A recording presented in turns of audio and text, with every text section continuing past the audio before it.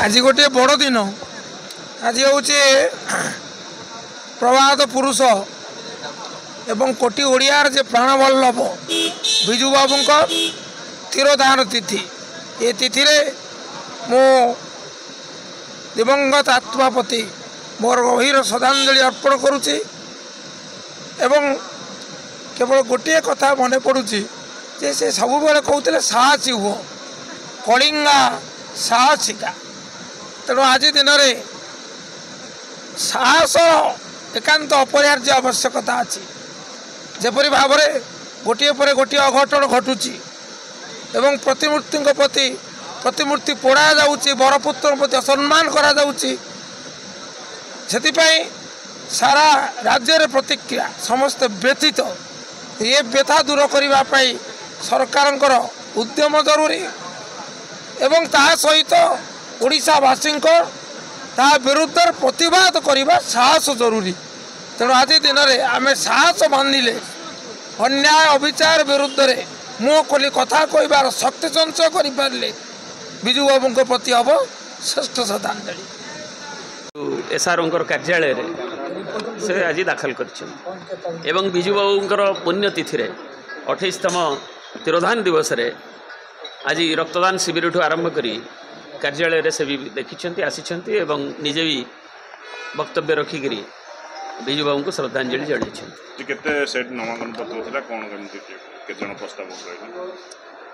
प्राय 2 सेट से विषय विस्तृत कहीपर श्री प्रताप देव किंतु मु भी जड़े प्रस्तावक अच्छी प्राय 2 सेट रे 20 जन नेता 20 ऊर्ध नेता से मनोनयन पत्र देते सपक्ष एवं नवीन जी मनोनयन पत्र दस्तखत कलापर धन्यवाद। सीधा सड़क भाव आज विरोधी को कहते आपण मैंने ये डाटी पॉलिटिक्स छाड़ी ओडिशार मंगल करूँ केवल इतिहास को बदल चेष्टा करूँ। ओडिशार जो टर्न अराउंड स्टोरी देखिए स्वाधीनोत्तर ओडिशा अनग्रसरतार विकासर को धारा जावाई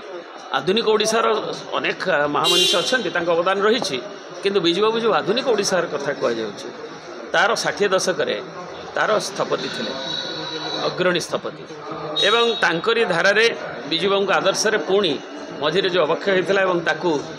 21 शताब्दीर नुआ सकाल नवीन बाबू नेतृत्व में से आदर्श को लेकिन आम से आर्थिक श्रृंखला हो दारिद्र्य ह्रास करवा हो सामाजिक वैषम्य दूर कर एम्पावर करवा हो आदिवासी हरिजन गिरिजन को आगू नवा हो महिला वर्ग को सशक्त करवा हो कृषकों को सशक्त करवा हो चाषी मलिया खटिखापी तांकर आय केमती रोजगार बढ़ो सहयोग मिलो करवा हो कि स्वास्थ्य कल्याण योजना विजु स्वास्थ्य कल्याण भाया जुगान्तकारी कार्यक्रम ये सबू आमर करा विजु बाबू आदर्श एवं ताकू से सफलता को आम अनग्रसरतार ओडिशा आज अग्रसर धारे से सफलतार उपलब्धि की नुआ सरकार नौ एवं ताकू नहीं जदि से विच्युत हुए 2036 बेलू तो लक्ष्य जो ओडिशा को शीर्षतम विकास रे नवीन जी जो कथा करते लक्ष्य धार्य करते महान जननायक विजु बाबू जमी है दक्षिण पूर्व एशियार श्रेष्ठतम राज्य में एक परिणत करने ओडिशा को से विच्युत हेले आम एक दायित्व संपन्न विरोधी दल हिसाब से जनगण प्रतिनिधि हिसाब से सजग दृष्टि रखीचु एवं आमे भी कार्यक्रम से हिसाब से आम जनगण को नबू एवं आमे भी जोटा कहले नवीन जी जे राजनीति गोटे का चर्चा हो पारे किंतु विकास होची आमर प्राथमिकता। सर आउ जो पिला गोटे पिला चोरी